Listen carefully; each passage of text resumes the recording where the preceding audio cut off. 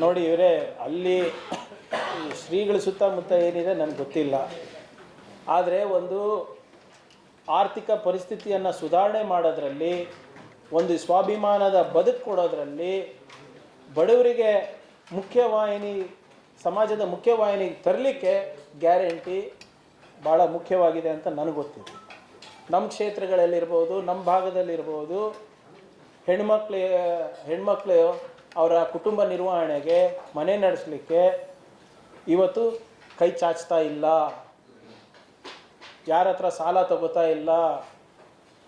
ಎಲ್ಲಾನ ಹೋಗಬೇಕು ಬರಬೇಕು ಅಂದರೆ ಹೋಗಿ ಅವ್ರ ಮನೆಯವ್ರ ಹತ್ರ ಬಿಕ್ಕಿ ಬೇಡಿ ಕೇಳೋದು ಅವಶ್ಯಕತೆ ಇಲ್ಲ. ದವಾಖಾನೆಗೆ ಹೋಗ್ಬೇಕಾದ್ರೂ ಹೋಗ್ತಾರೆ, ದೇವಸ್ಥಾನಕ್ಕೆ ಹೋಗ್ಬೇಕಂದ್ರೂ ಹೋಗ್ತಾರೆ, ಕೆಲಸಕ್ಕೆ ಹೋಗ್ತಾ ಇದ್ದಾರೆ, ಕಾಲೇಜ್ಗಳಿಗೆ ಹೋಗ್ತಾ ಇದ್ದಾರೆ.